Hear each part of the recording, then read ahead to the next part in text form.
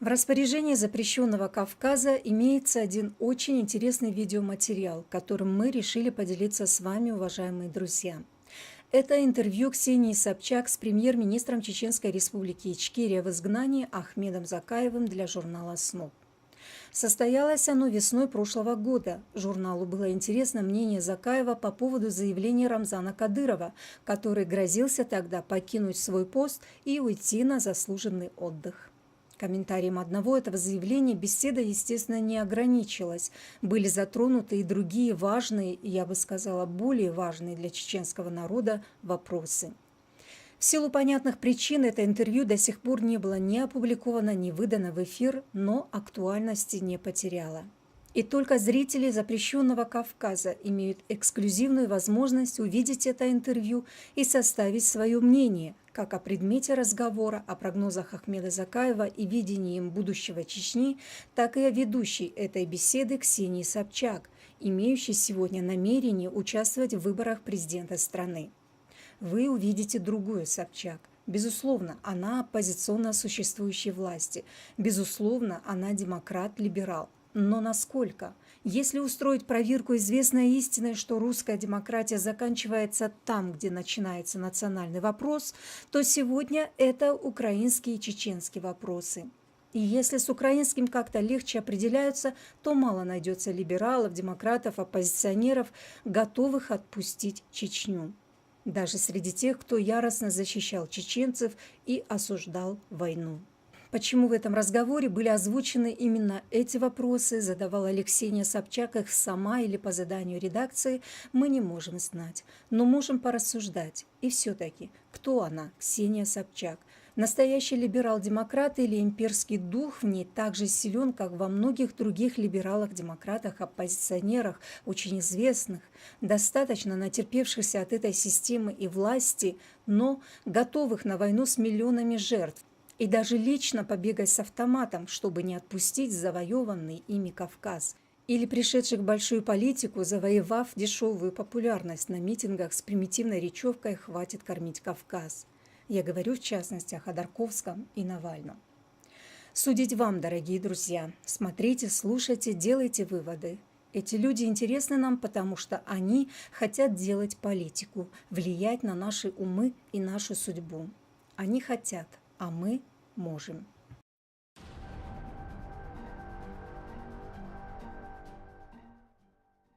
После Кадырова просто появится новый, похожий на него правительство.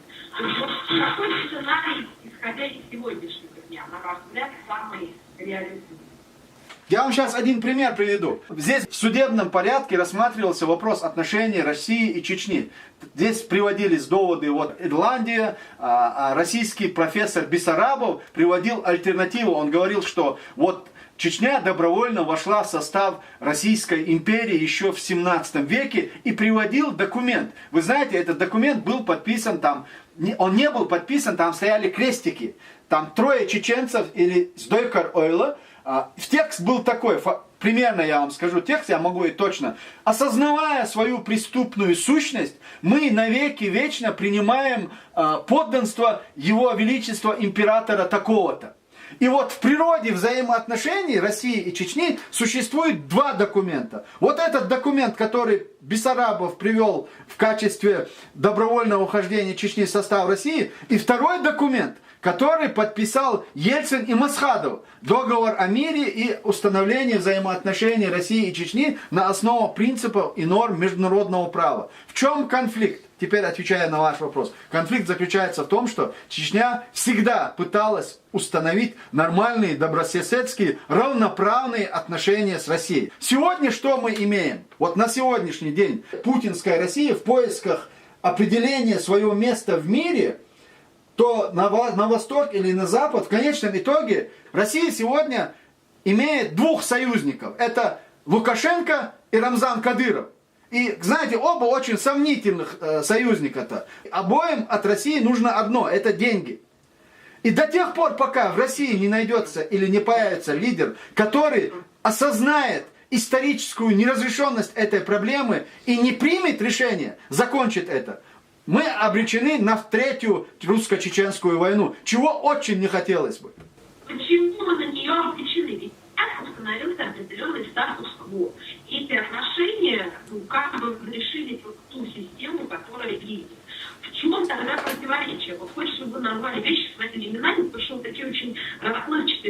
формулировки. Вы имеете в виду, что Чечня хочет быть независимой, что надо провести референдум по отделению Чечни, и что Чечня должна быть независимым государством, окруженным со всех сторон границами Российской Федерации? То есть, что именно вот конкретно будет являться предметом условной репрессии Чечни?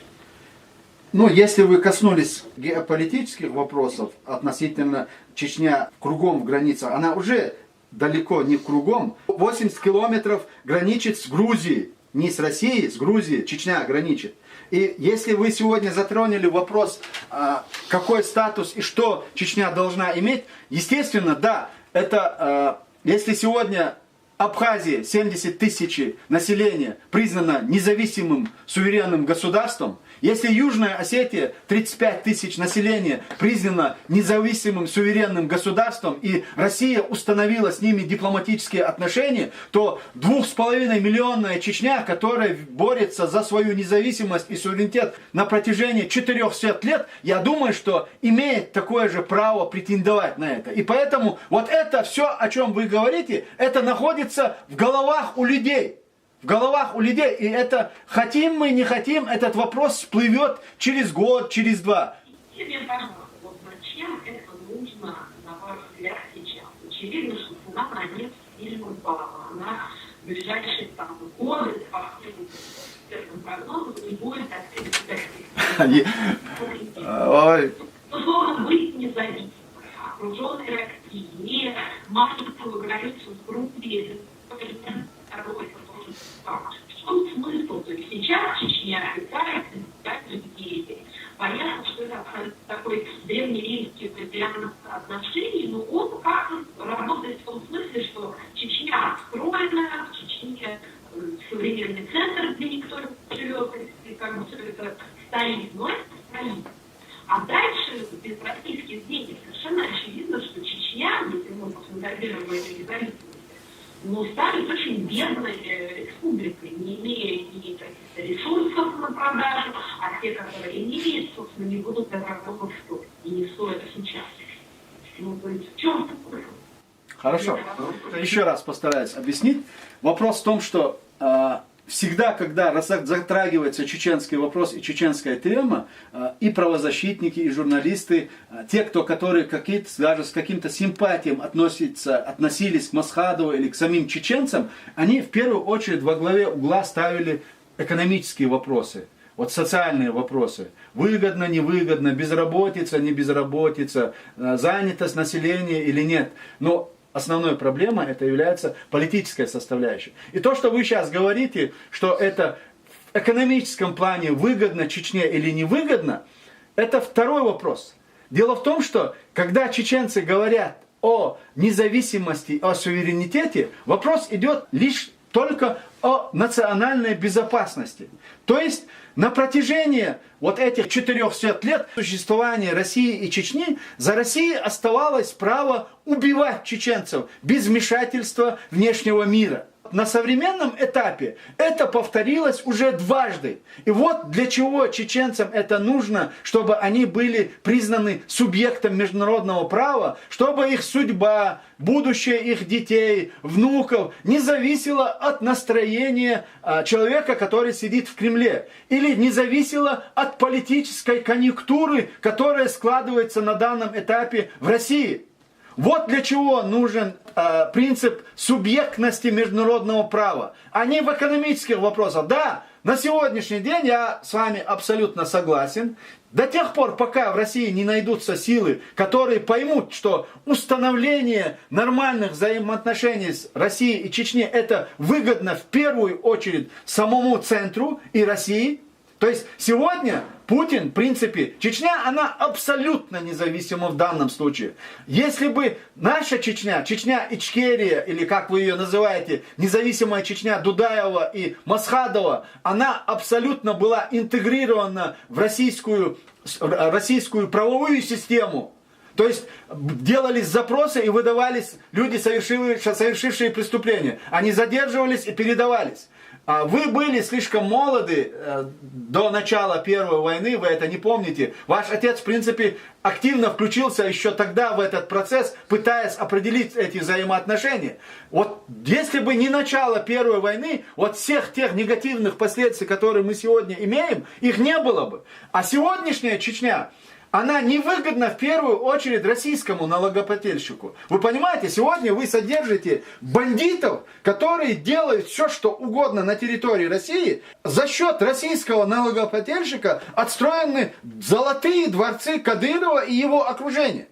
И вы это знаете, и я это знаю. И поэтому до тех пор, пока в Москве или в центре не поймут, что установить нормальные отношения, включая в себя и экономическую зависимость или свободу, и политическую, вот все эти вопросы нужно решать в комплексе. А сегодня установлена связь Путин и Кадыров. Вот это единственное, что связывает сегодня Россию и Чечню. И миллиарды денег, которые Путин платит Кадырову за его такую публичную лояльность.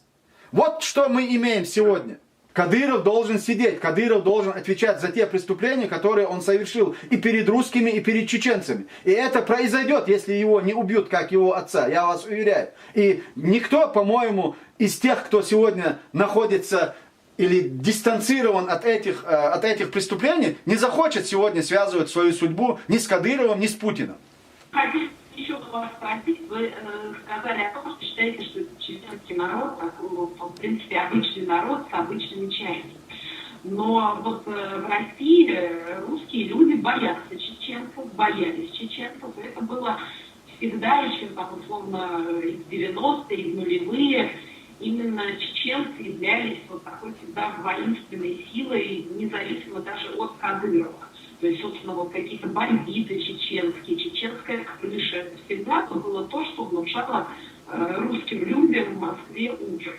Вот как с этим стереотипом быть и как с ним бороться? Вы считаете, что вот что должно произойти, чтобы к чеченцам в целом поменялось отношение в районе Москвы? Вы говорите сегодня не просто как журналистка, вы говорите об настроениях российского общества, о том, как складывалось за последние годы, и что люди думают. Вы же это имеете в виду, да?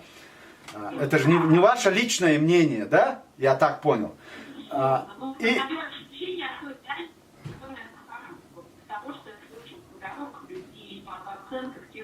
Все правильно, я так это именно и понимаю. И поэтому я задаю вам встречный вопрос. Вы меня спрашиваете, что с этим делать? А я вам говорю, это очень просто решается. Пьянковский сказал вам, да, как это. Вот на самом деле, до тех пор, пока мы не разойдемся сначала, объединения и любви к друг другу мы не будем испытывать. Для того, чтобы мы нормально снова сошлись в политических, в экономических, геостратегических, геополитических, наши интересы, они пересекаются сплошь и рядом. И мы должны будем снова наладить нормальные отношения и сосуществовать. Но у нас уже будет абсолютно другое отношение. Вот то, о чем вы говорите, это складывалось не сейчас. Вы помните Толстого, который писал о ненависти, да? Хаджи Мурате. Думается, здесь необходимо отступление и уместно вспомнить, что писал русский офицер, великий писатель-гуманист Лев Николаевич Толстой в повести «Хаджи Мурат». Аул, разоренный набегом, был тот самый, в котором Хаджи Мурат провел ночь перед выходом своим к русским. Саду, у которого останавливался Хаджи Мурат, уходил с семьей в горы, когда русские подходили к аулу.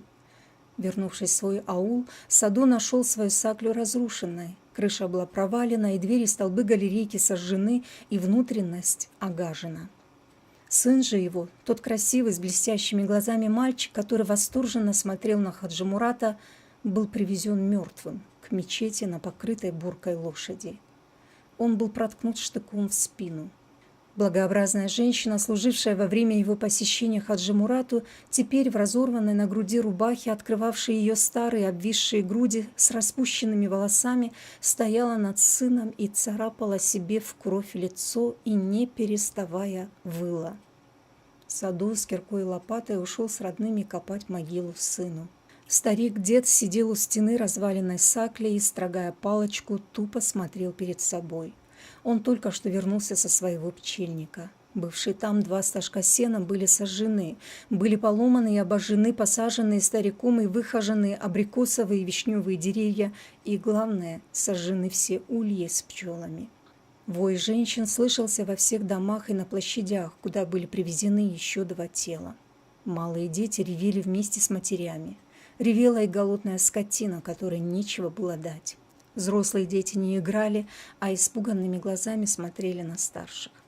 Фонтан был загажен, очевидно нарочно, так что воды нельзя было брать из него. Также была загажена и мечеть, и мулла с муталимами очищал ее. Старики-хозяева собрались на площади и, сидя на курточках, обсуждали свое положение. О ненависти к русским никто и не говорил. Чувство, которое испытывали все чеченцы от мала до велика, было сильнее ненависти. Это была не ненависть, а непризнание этих русских собак людьми и такое отвращение, годливость и недоумение перед нелепой жестокостью этих существ, что желание истребления их, как желание истребления крыс, ядовитых пауков и волков, было таким же естественным чувством, как чувство самосохранения. Перед жителями стоял выбор – оставаться на местах и восстановить страшными усилиями все с такими трудами заведенное и так легко и бессмысленно уничтоженное, ожидая всякую минуту повторения того же, или противно религиозному закону и чувству отвращения и презрения к русским покориться им. Старики помолились и единогласно решили послать к Шамилю послов, прося его о помощи. Это еще оттуда идет. Это чеченцы по отношению к русским. Вы помните Лермонтова, который писал: «Злой чечен ползет на берег, точит свой кинжал». Давайте, ребята, я вам говорю поэтому, давайте, Ельцин и Масхадов разрешили эту проблему. Они подписали договор о мире. Осталось очень малость для того, чтобы мы снова нормально, отбросив крайности Толстого и Лермонтова, нормально начали сосуществовать и жить. До тех пор, пока мы не разойдемся, никакой дружной семьи у нас не получится. Джохара Дудаева убили за то, что он хотел независимости. Его убили. Масхадова убили, законного президента убили за то, что он пытался устроить нормальные взаимоотношения России и Чечни. Его убили. Кадыров, старший Кадыров, который требовал от Путина подписать с ним федеративный договор и определить раз и навсегда взаимоотношения России и Чечни, ему отказали в этом, его убили. И сегодня Кадыров-младший, который просто изливается любовью к русскому, к Российской империи, к Путину, это тоже не устраивает. И вот я сейчас вспоминаю слова Джохара Дудаева. Русских не устраивает не Джохар Дудаев, русских не устраивает чеченский народ. Вы сами ответили на этот вопрос. Давайте поэтому сначала разойдемся, а потом будем приближаться, да, и сближать наши позиции по всем направлениям. До тех пор, пока Чечня не получит вот этой самой независимости, вот эта проблема будет продолжаться. Следующий этап, это будет жесточайшая 3-я чеченская война, чего я не желаю своему народу. Но нам нужно будет дождаться, пока Путин и Кадыров Россию, саму Россию доведут до ручки, что им тогда будет не до Чечни, и вот тогда мы будем устраивать нормальные взаимоотношения. А хорошо, если не Кадыров, то кто? Вот есть в Чечне люди, которые могли бы вместо Кадырова возглавить? Сейчас? Да. Сейчас нет. Пока Путин сидит в Кремле, никаких изменений там не произойдет. Никаких изменений там не произойдут. И Путин никогда, ни при каких обстоятельствах не позволит Рамзану Кадырову уйти или отстранить. Он его не отстранит. Это абсолютная связка, и они вместе должны уйти. Но это будет не сейчас. Да, у Кадырова есть паника, безусловно, он паникует немного, потому что доступа к телу он как бы сегодня не такой, какой был раньше. Если связь между Путиным и Рамзаном обеспечивал Золотов, который находился все время рядом с Путиным, то сейчас эта связь после убийства Немцова прервалась. Она прервалась, потому что Золотов ушел на другую должность. И он не всегда рядом с Путиным. И поэтому он сегодня паникует, на самом деле паникует. Но это необоснованная паника, потому что Путин от него ни при каких обстоятельствах не откажется. А государство, вот уже Путина нет. Вот, тем не менее, в Чечне есть какие-то тарифы, которые могли на себя взять ответственность за Чечню, и кто это? И была ли какая-то тогда возможность, например, действительно убили Маханова? Были какие-то другие которые могли ставить Чечню тогда, в 2003 году? В 2003 году Масхадов был живой. Это был законно чеченцами избранный лидер и президент. Его можно было не любить, он мог не нравиться, но никто не имел права на его физическое уничтожение. И поэтому, кто о чем вы говорите, гипотетически, как только не станет Путина, Рамзану Кадырову останется править Чечней 3 дня. 3 дня, не больше, я вас уверяю. И если вы считаете, что сегодня Чечня настолько покорена... Кто его будет там свергать?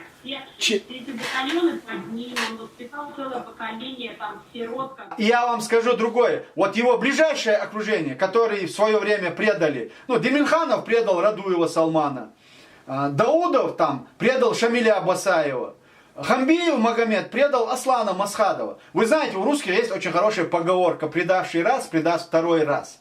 И вот все те подразделения, о которых вы говорите, и они вооружены, это чеченские подразделения. Но я вас уверяю, они не будут погибать и умирать, защищая Рамзана Кадырова, который каждый день, ежедневно, ежечасно унижает их и демонстрирует свое превосходство над ними. Не как чеченец, а как сверхсущество, которому все дозволено. А у чеченцев очень хорошая память, и вы знаете, как о них писал Лермонтов, они немножко и злые. И поэтому они все напомнят и Кадырову, и всем, кто его окружает сегодня.